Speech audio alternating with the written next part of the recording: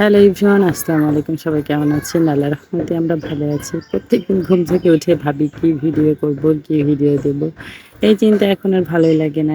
এই তো সারাদিন ২ ভাই বোনের ভিডিও করি আমি টুকটাক যেটুকু পারি কাজের ফাঁকে।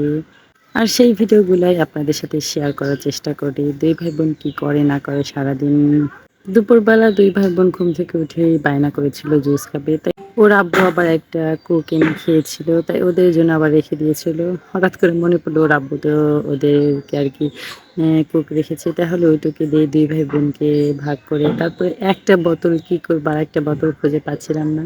তারপরে আরকি খুঁজে আরেকটা বোতল পেয়ে তারপর ২ টা বোতলে ২ ভাই বোনকে আরকি ভাগ করে দিয়েছিলাম। ২ ভাই বোন অনেক মজা করে খেলো।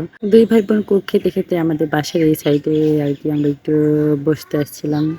তাই ভাবলাম একটু বসে আছি, একটু ভিডিও করি বা এই পাশে দেখি সবাই আরকি দাঁড়া-বান্দা খেলার জন্য কোড কাটতেছিল। ওইখানে আমরা কিছুক্ষণ থাকার পরে আরকি আমরা বাড়িতে চলে আসছিলাম। বাড়িতে এসে সন্ধ্যার সময় দেখি ৩ ভাই বোন অনেক সুন্দর করে একসাথে বসে চিপস খাচ্ছে না নিমকি খাচ্ছিল।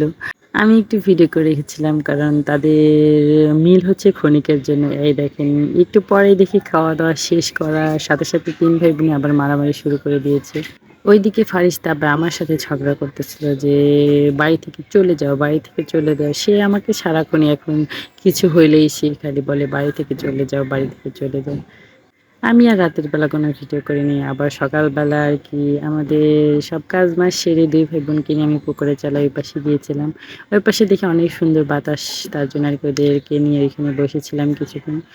আমরা ওইখানে কিছুক্ষণ থাকার পরে আরকি ওই পাশে গিয়েছিলাম একটু ঘুরতে। ওই পাশে গিয়ে আর আমি করিনি, ভিডিও করিনি কোনো।